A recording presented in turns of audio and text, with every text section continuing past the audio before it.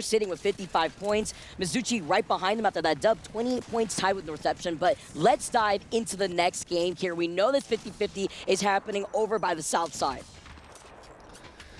Indeed, we've got a charged Senti as well to start off with. Luckily, Chaco's still got a few other shield cells. I was about to say, it's always a bit of a risk if you just start off and you're like, okay, I start with 2 shield cells. Do I use those just to amp up my damage? And as we noted yesterday, to make it a little bit easier to hit those shots as well with the bigger projectiles from the Charged Sentinel, or do I need those to try and grab a reset? Because as we saw in Game 1, this contest doesn't necessarily happen all that quickly. It takes a little bit. It's a rather large POI. We also noted that nobody was within the vicinity to try to contest them, go in for a third party. Winston though, is going to have to back away right now. Trying to see if he could get out of their line of sight. That Charged Sentinel absolutely fries here too, so especially at the health that he's at. Although he does have the wingman in hand, while Blacklist did come out on top before. Almost pulled off the clutch in Game 1.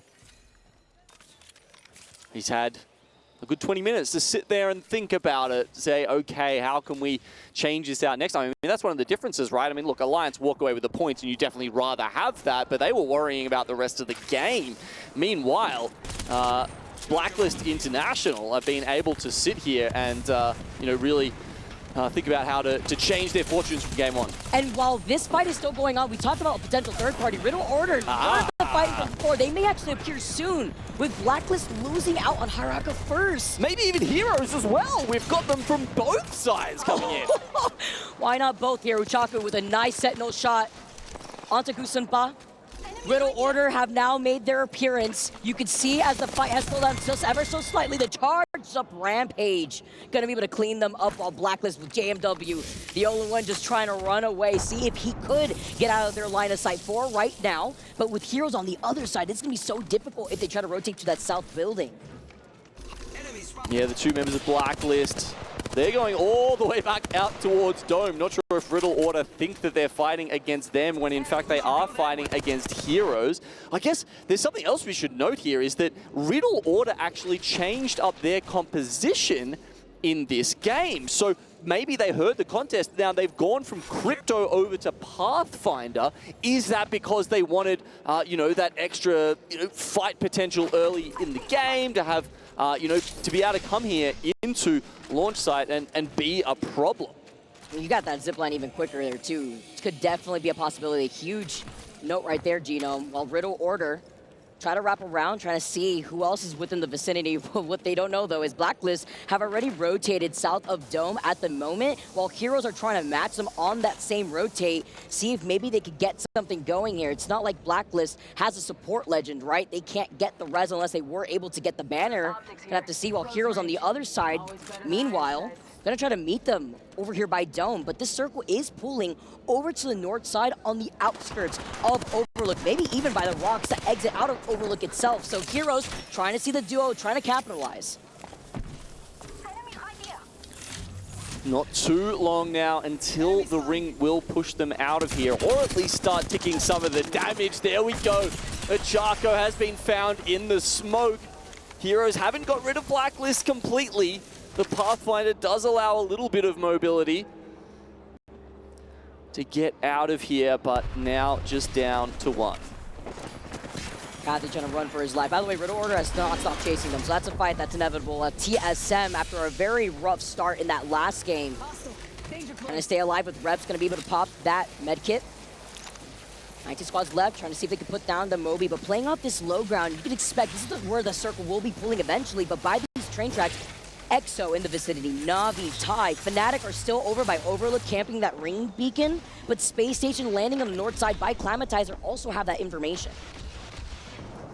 You're right, there are quite a few ring consoles actually within the next circle, Vicky. I mean, there's one at Epicenter, we've got one over at Climatizer, as well as Overlook. Even Mizuchi down near Geyser at the moment, potentially having access to that Zone 3, Zone 4 information, depending on how long they want to play for it. Nice respawn coming through there for LGD. Still on the other side, though, of TSM. It's a lot of attention. While Na'Vi are still on the high ground by the rocks of Overlook. Me slowing down just a little bit while more of these teams start rotating over by that south side. I'm thinking of NRG, Ty.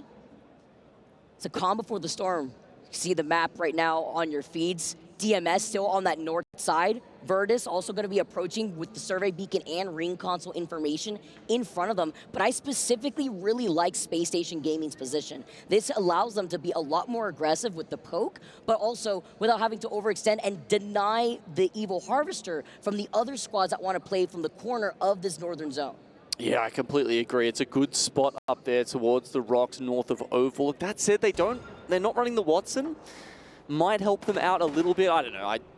Maybe I pick on that too much, honestly, because it's once you get a nice spot, it's always nice to have a Watson. But I guess that's why you some teams don't want to run that, because they want a little bit more flexibility. They want a bit more power in the fights. They want to be able to run at people if they need to be able to. Depends on how aggressive you get too, right? With the amount of Bangalores, I mean, literally 100% Bangalores out here. That Watson gen just comes in clutch when it comes to holding down a position. Seeing a much more aggressive approach, though, when it comes to Mizuchi not running the Watson, looking to try to take these fights. They get the crack here. Waltzy now trying to engage, but they're also needing to fight for that ring console that is right there in front of Fnatic. Do you think Waltzy made a deal with MT? They've both cut off their hair recently. MT had the curls, Waltzy was a little bit longer, and they've both gone almost crew cut. Maybe it's to just lock in, right? Just make sure you got nothing blocking your vision out here. It's like, saving the extra 5 minutes a day for washing your hair just like allows you to extend your practice schedule and get better. Like, is it that level of min-maxing? Especially with Waltzy. Always got to hit the gym out here too. Saw that as Mizuchi actually opted to just back away, say it's not worth it for now. What if a third party comes in from tunnel side? It's a good consideration, since we saw Heroes taking their time on their rotate after they chased down the last member of Blacklist. Now going to be able to approach NRG at no name. So Mizuchi, with a nice timing on their rotate, have prevented themselves from getting sandwiched.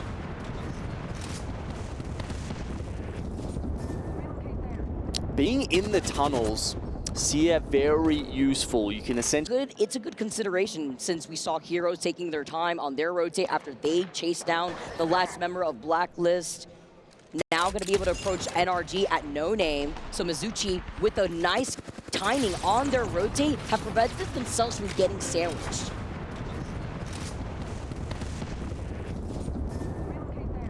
Being in the tunnels, very useful. You can essentially scout around corners. You can creep up there and try and work out where the other teams are playing when there's, multiple ways you can get in and out of these tunnels, since the changes happened, which has been a while now, but, it does add a little bit more flexibility to how you can maneuver through that part of the map. Mizuchi go back, they go a bit more north, and it'll be interesting to see if they want to try and push even further up, or if perhaps they look back south and try and catch some teams like Heroes or Riddle Order coming out of the tunnels. Just the fact that they keep calling such perfect timing on just getting out of trouble, because if they stayed in tunnel, they would have also gotten pinched by Riddle Order if they lingered behind Heroes. Mizuchi ended up going around the tunnel like we saw them earlier before, as we get to see other teams set up more by the edge of the circle. Elevate Bleed now, trying to engage the EMP from the other side. I believe this is how, actually. We saw them playing Crypto earlier on. This is the team that likes to rely on that, but there is a ring console by Epi, so other teams like Dragon Esports could make an appearance from the north side of Epicenter.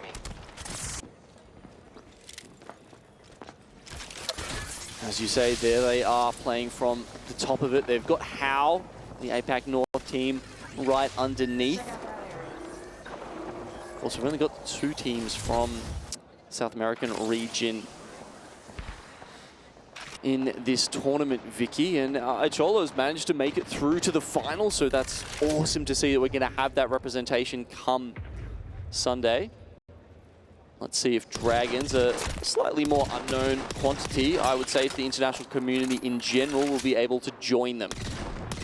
It was lovely to see here, too. It's been difficult, though, in these lobbies. NRG just trying to pressure out Riddle Order. Yukio loses out on his shield. Just a blaring of Nemesis ringing through the air here, and they find him as a knock before they're able to land, but he's still in their line of sight. They're trying to break through the white knockdown, and they successfully finish him off. You know that Riddle order, they couldn't afford that with the circle closing in, are now going to have to prioritize if they can get the respawn here. But on the other side of Overlook, Fnatic have not moved. They're still playing by the edge of the circle. They are not going to be giving them that space. Yeah, I mean, they've got the information about this next circle, I believe, and that means that playing within Overlook is great. And yeah, look, it drops on their head. This is amazing for Fnatic. It's maybe even better for Mizuchi. But as you can see, their spot is a little bit more open, right? It's great. It's right in the middle of this zone, Vicky, but they don't have as much hard cover as you might prefer. Which is the risk, right? When you go in for an early rotate like that, you're out in the open where a lot of teams could have you in their line of sight. But it's a risk that Mizuchi is willing to take. And we talked about the Watsons, right? That's one of the teams that don't have that gen to protect them. If a bombardment comes through with the Bang ult, you don't really have anything to deter that damage here. Just playing off of the natural terrain, while Alliance, a team that has just been so consistently within the top 3 from the very beginning, looking to do something similar here. Full purples on their side, just making sure that nobody's going to be rotating from Fragment East. If they're looking for teams coming behind them, they're, look, unfortunately going to be a little bit out of luck. No one is on that western side of the map. They're not going to have the worst rotate in further. I mean, you've got NRG and Heroes still sitting around down in Ghost Town. North Eption above them as well on those hills. But, ooh, Elevate Bleed here. Now looking, revving up that mother load, thinking about it. But as the Bang ult comes in, you can see the call is made to retreat. Seeing that a lot, actually, in this lobby in general. They destroy the Crypto Drone if you're looking at Dragons. And that's Hal, who's right in front of them. So Dragons are currently getting circle kept, while Elevate are keeping them still stuck in the circle. Do they want to commit going through Hal, or are they going to start going in through Elevate? Honestly, opting to go from the low ground, very risky if they do want to wrap around and try to take circle damage, but instead, with the zip line, we're able to immediately get right back up to high ground. Elevate have not stopped looking at them, though. Do they want to still stay up on this high ground, force Elevate off, or maybe Dragons having to forcibly find their way around Hal, where Virtus Pro will actually pinch them? Yeah, I don't know if it was the evac or the balloon perhaps up at Epi that Dragons took, but it seemed like they just stopped a little bit short as the bullets came in, and that has absolutely ruined their rotate. And Elevate Bleed, I believe, are going to ruin the rest of their game 4. And Hal also taking some shots at them too, right? What are you going to do? Dragons get eliminated. Hal right behind them. Circle pulling all the way over to the east side like we noted before, but there's so many of these teams that are going to have to funnel their way through the west side of the circle while Elevate have that slight high ground.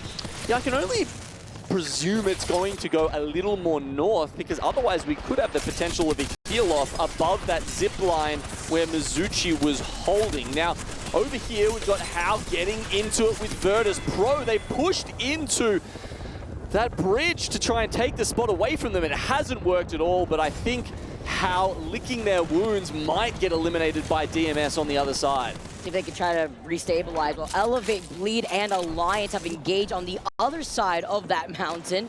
Had utilized this here earlier on here, not trying to engage the Knuckle Cluster out. Lacking on some energy ammo here, though, and following up, Alliance get eliminated for the first time, not in the top 3. Wow. It's a big scalp for Elevate Bleed to pick up. And a good timing to do it too. Ring 4 hasn't started closing yet. They've got a little bit of space, a little bit of time to get themselves over here to Overlook, to the buildings that you can see. Other teams like Fnatic, who are playing underneath Exo Clan, the one inside, will be doing much better. Obviously, yeah, having the Watson makes it hard to siege that building. Those doors are, yeah, it's very hard to shoot down the fences going into that building with a proper placement like we saw from Exo Clan there. It's hard here. DMS, also another team to get eliminated on their rotate. The circle closing in here has allowed Elevate with this high ground approach to just mow down the rest of the team right underneath them. because the LGD are about to get pinched with Elevate looking at them. Na'Vi on the other side. Can Elevate make it, though, through the next corner of the zone with Northeption on the other side by the truck and the train tracks? We noted that Mizuchi originally playing off that low ground, kind of seeing if they could find any opportunities to suppress Northeption from trying to approach them from the low ground too. LGD so close to those purples. So close that they want to find someone else just so they can get the poke and make themselves a little bit less enticing of a target. Elevate, they're on triple reds already because Noct is running away with 7 kills right now. He's going crazy. Zach managing to survive though, playing right behind the goal. Knockdown Lou with the follow-up. LGD get eliminated. Timmy in your feed also popping off, preventing LGD from even trying to reset on the other side of where the zone is closing in here too. Mizuchi have now taken the heights. Ty playing off that low ground instead, while Elevate are in the smoke to try to restabilize. Thai members very split right now, just doing some crafting. Mizuchi, they might have only made that one roster change recently, Vicky, but it feels like it's changed the entire team dynamic. So it was a bit of a question whether they could be, reach the high highs of 4th that they got at the last LAN they played. They are coming in today and saying, yes, we are that team. Maybe we're even better. I love it. It's not even just a roster change, but also you have to imagine the role change too that Multi and Timmy have had to take on. It's huge here. While Case winning in your feed is going crazy, following up from the nade and the finisher with the Havoc here. Elevate Force on that low ground, trying to coexist with Ty, but they still have to make sure that Space Stations do not wrap up right around on the other side here. Ty gonna try to suppress them while Navi's still on the height. Such a rough spot for Elevate. They can't really push in past those fences while Ty have got their reticles locked on them, so they start to make their way upwards. SSG goes down. But now you can see Mizuchi, oh my goodness, identifying that this is a big threat to them and they need to take it. But Walty is gone down nice and early there for Elevate. Can we talk about Kaida with the nade, by the way? Ooh, the beef coming in from Guild. Gets the knock onto Zach Mazer. Timmy surviving by just a pixel. Elevate get taken out. Lovely follow from Guild, holding that left angle. They were so fixated on Timmy there that they didn't look over to the side where Guild was just free range on them. Ty, when will they decide to go up the zip line? I mean, Mizuchi, maybe they have time to find a respawn beacon, a mobile one in one of those death boxes here and get Walty back into the fight because they've got a lot of space. Fnatic, ExoClan, and Na'Vi all way on the other side of Overlook here. You can see all of them together. They cannot worry about what's going on down south. Ty, however, they're right on this end zone. They can actually wait a long time if they want to. No way. Their toes sticking out as the ring closes out on the other side of them. EXO were suppressing them from the low ground. Na'Vi on the other side. Talk about having to work with as a duo. Na'Vi, another one, kind of the last one alive. Yuka F also on the roof, trying to see if he can finish off the last member of Na'Vi before maybe wondering if he has to play behind the snuck or if he can get this res after popping his shield back. Just trying to make a difference as the last one alive. A point or two would be good here. As we can see, it doesn't look like Ty have come up the zip line just yet. Mizuchi will try and take the high ground.